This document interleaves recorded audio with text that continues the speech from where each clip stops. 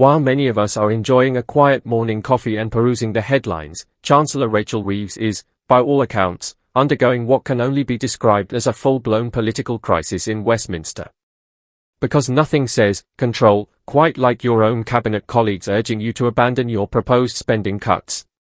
Welcome back to UK Daily Coffee, where we serve up political chaos faster than you can say fiscal crisis. And believe me, after today's developments, you'll be saying it more than once. I'm your host, and if you've noticed Reeves looking like she hasn't slept in a week, brace yourselves. What's unfolding at the heart of government makes a toddler's tantrum seem like a masterclass in statesmanship. Did you know that over 95% of our viewers aren't subscribed to the channel? We totally get it, life gets busy, and sometimes it's easy to forget. But here's the thing, subscribing is completely free, and it really helps us keep creating the content you enjoy. So, why not hit that subscribe button and join our community? It only takes a second, but it makes a world of difference to us. Thank you for your support. Let's set the scene. It's Sunday evening. Rachel Reeves is likely knee-deep in Haribo, facing a mere 48 hours to conjure a spending review out of political thin air. The complication?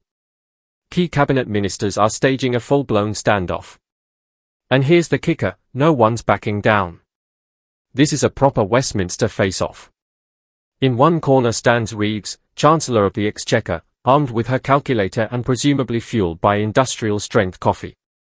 In the opposing corner, also Labour, though the dynamics might suggest otherwise, stand Yvette and Angela Rayner, both of whom have taken one look at Reeves' proposed cuts and responded with a firm, absolutely not. If this is beginning to sound like a recipe for disaster, you're not wrong. It's akin to arriving at a dinner party and realizing you've forgotten to cook the main course, except the dinner party is the entire British political system, and the main course is funding for vital services. At the core of this internal strife are significant policy battlegrounds, police funding and housing budgets. You know, the basics, keeping the streets safe and ensuring people have somewhere to live.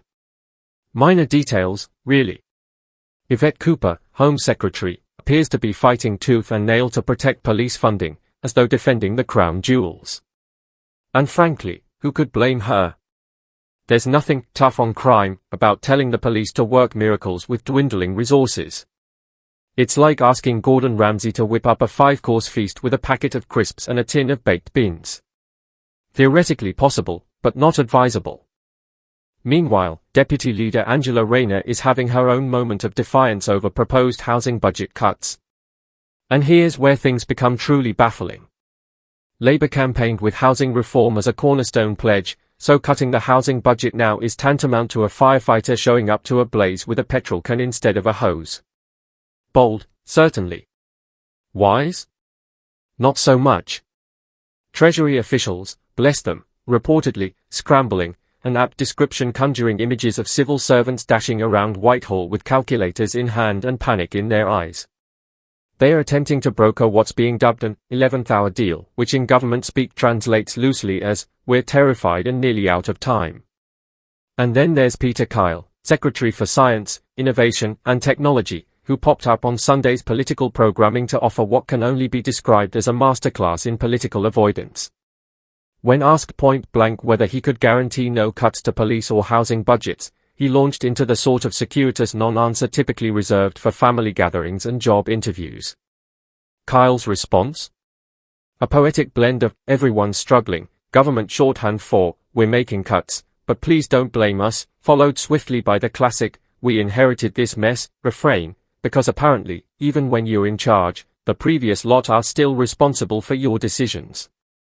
But perhaps the most audacious part was Kyle's suggestion that the police embrace change, which, when translated, means, learn to do more with less. That's the political equivalent of telling a marathon runner to embrace racing with one leg. Possible, yes.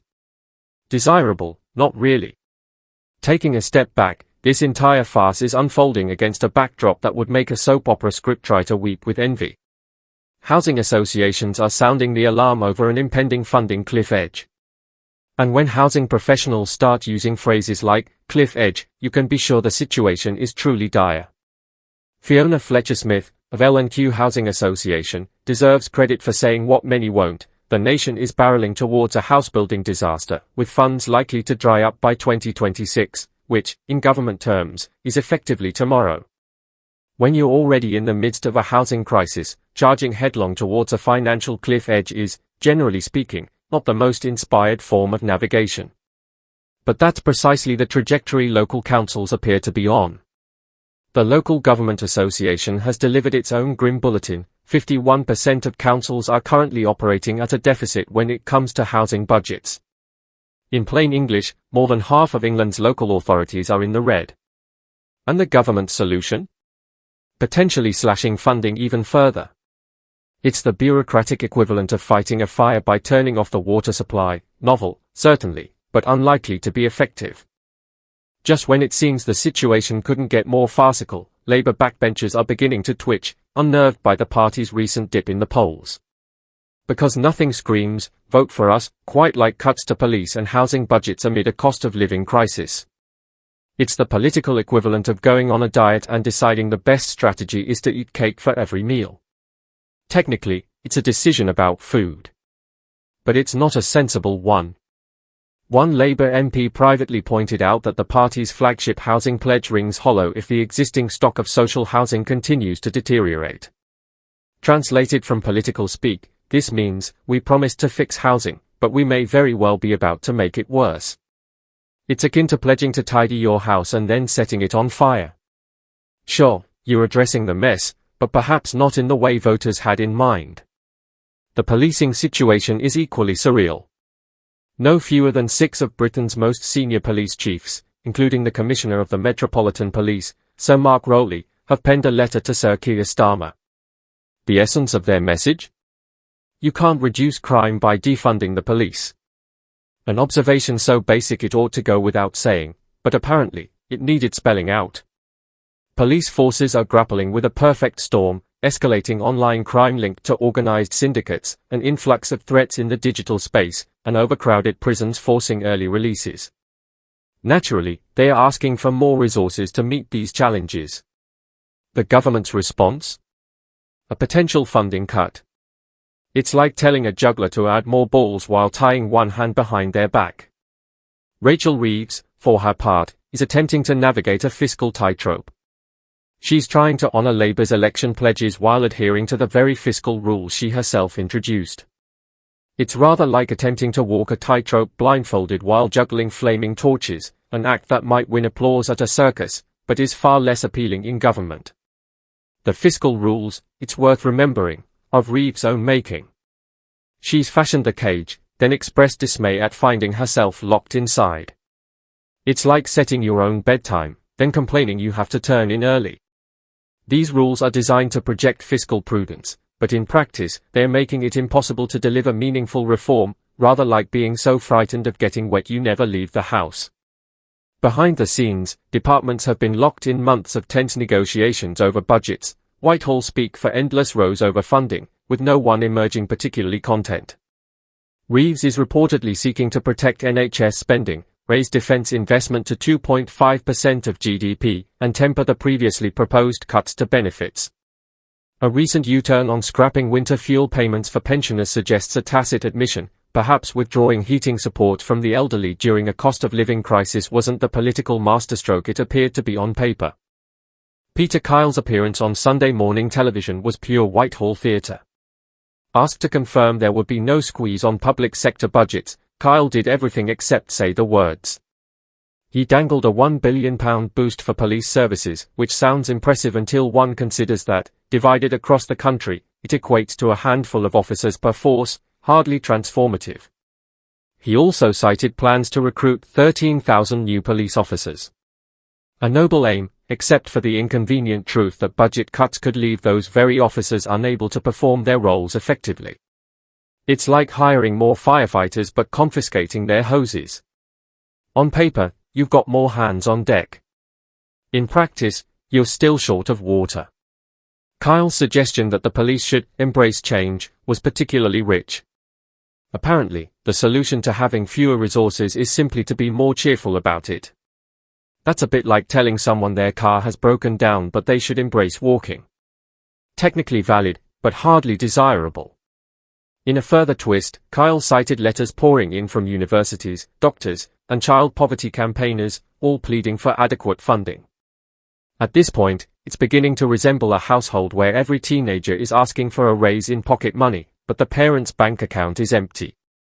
Except here, the pocket money in question is essential funding for critical public services. The government continues to fall back on the well-worn excuse, "We inherited this mess." It's fast becoming their default refrain. It's also the political equivalent of blaming your parents for your financial woes well into your 30s. There may be some truth to it, but at some stage, you've got to take responsibility for your own decisions. The forthcoming spending review is intended to establish long-term departmental budgets, which, given current circumstances, is akin to planning a garden party in the middle of a hurricane. You can draft your itinerary all you like, but the political weather is decidedly stormy. Still, it's not all gloom. The government has at least managed to confirm some good news, though whether it's enough to offset the mounting political cost of internal battles, shrinking budgets, and deteriorating public trust remains to be seen. Amidst the chaos, there is one piece of unambiguously good news: Labour is pledging the highest per-pupil investment in the history of the British school system, with an additional £4.5 billion a year earmarked for education. It's a substantial commitment, assuming the money actually materialises and isn't quietly siphoned off from some other essential service. It's a bit like giving your children extra pocket money, but taking away their dinner allowance. Technically generous, but you're still risking a riot. Then there's the much-trumpeted £86 billion package for science and technology, impressive at first glance. But when set alongside simultaneous debates about cutting budgets for policing and housing, it starts to look more like a priority pile-up. Think of it as renovating your kitchen while the roof's still leaking. Noble intentions, yes, but possibly misplaced.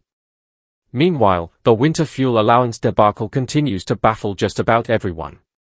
Peter Kyle confirmed that no final decision will be taken until the autumn budget. After months of garbled messaging that left millions of pensioners wondering whether they'd be able to heat their homes this winter, the official response has essentially boiled down to, "We'll get back to you on that." It's the policymaking equivalent of announcing you might cancel Christmas, but promising to let everyone know in mid-December. Not what you'd call reassuring. It's hard to view the whole affair as anything other than a masterclass in crisis mismanagement. Cabinet ministers are openly contradicting each other. Departments are outright refusing proposed cuts. And the Chancellor is seemingly trying to solve a fiscal jigsaw puzzle while blindfolded, short on time, and missing half the pieces. Perhaps the most absurd element is that it's all unfolding in full public view.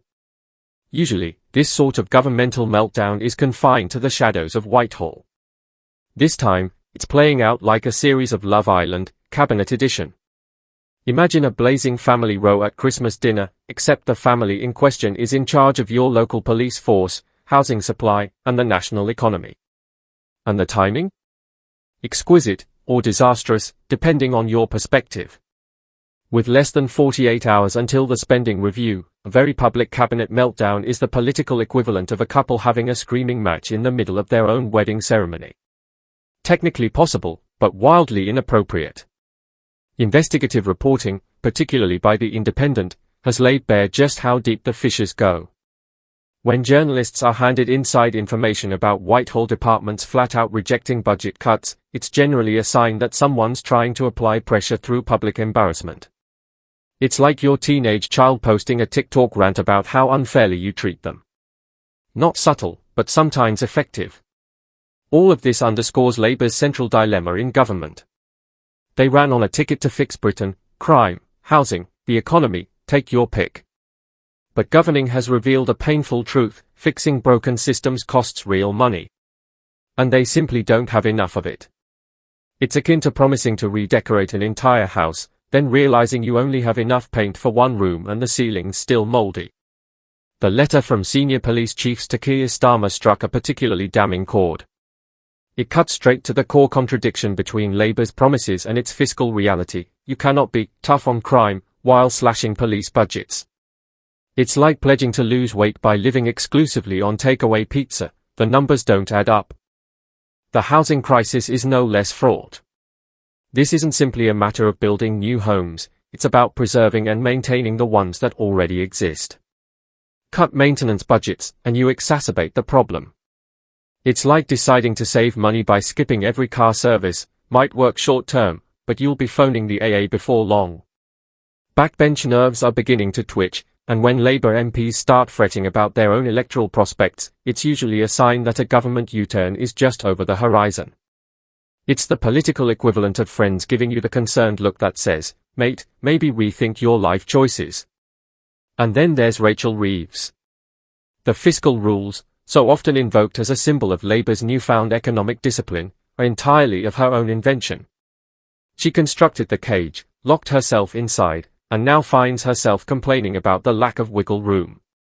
It's like going on a diet so strict you forget to eat. Admirably disciplined, but potentially fatal. Departments are no longer quietly grumbling, they're openly resisting Treasury diktats. The usual civil service choreography of accept, implement, and move on has been replaced by refuse, leak, and brief the press. That's typically a sign that central authority is weakening. It's like when your children stop listening to you. Technically, you're still the parent, but your authority has taken a knock. Peter Kyle, meanwhile, has been dispatched to face the media. Watching him navigate this minefield has been, if nothing else, morbidly fascinating. He's essentially been sent out to defend the indefensible, spinning cuts as reforms, uncertainty as pragmatism, and crisis as resilience. It's the political equivalent of trying to sell a broken toaster as a trendy minimalist art piece. Attempting to explain why slashing police and housing budgets is somehow a sensible way to tackle crime and homelessness requires verbal acrobatics that would impress even the most seasoned barrister. It's the political equivalent of arguing that gravity is optional. Technically, you can try, just don't expect anyone to actually believe you. The government's favorite new phrase, embracing change, is particularly telling. It's the kind of vague, corporate speak that usually means we're cutting your funding, deal with it. It's like being sacked, but the HR email calls it an exciting opportunity to explore fresh horizons. Technically accurate, emotionally tone-deaf. What makes this entire crisis so illuminating is how it exposes the central paradox of modern government.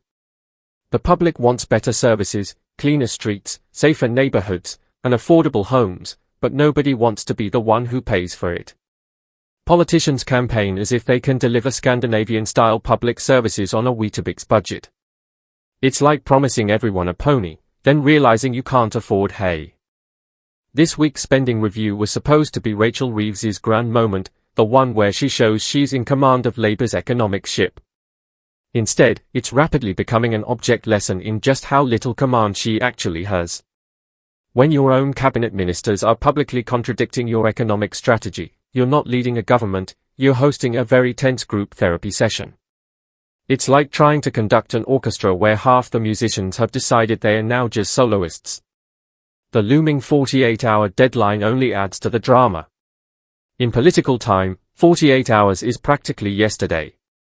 It's like trying to write your entire university dissertation the night before it's due, except in this case, the assignment is worth hundreds of billions of pounds and millions of lives, and everyone from the Times to TikTok is watching. No pressure, obviously. The sudden scramble within the Treasury is particularly baffling. These negotiations have been dragging on for months. How do you spend the better part of a year wrangling over departmental budgets, only to find yourself in chaos with 2 days to go? It's like planning a wedding for 12 months and forgetting to book the venue until the night before. Impressive in its own way, just not in the good way. This entire debacle is a textbook case of what happens when political theory meets political reality. In theory, the Chancellor sets the budget and everyone falls in line. In practice, if your senior cabinet colleagues refuse to accept cuts, the only thing falling is your authority. It's like being a manager on paper, but your team's gone rogue and started organizing a strike. What makes it all the more compelling, if you're a political observer or just mildly sadistic, is that this isn't happening quietly behind closed doors. Oh no. This is a full-blown public drama. A Whitehall soap opera. Each minister playing a different role, delivering their monologues via carefully timed leaks to the press, while the media gleefully transcribes every subplot. It's like the thick of it, except it's not satire, it's the actual government. The fact that this is a Labour government adds a delicious layer of irony. Labour, the party of public services, now finds itself presiding over prospective cuts to, well, public services. A Labour Chancellor proposing reductions to police and housing budgets is like a vegetarian trying to flog steak dinners. It's technically possible, but you do start to wonder if someone's missed the point. So here we are, watching Rachel Reeves attempt the political equivalent of walking a tightrope while juggling flaming torches, during an earthquake, with hecklers in the audience.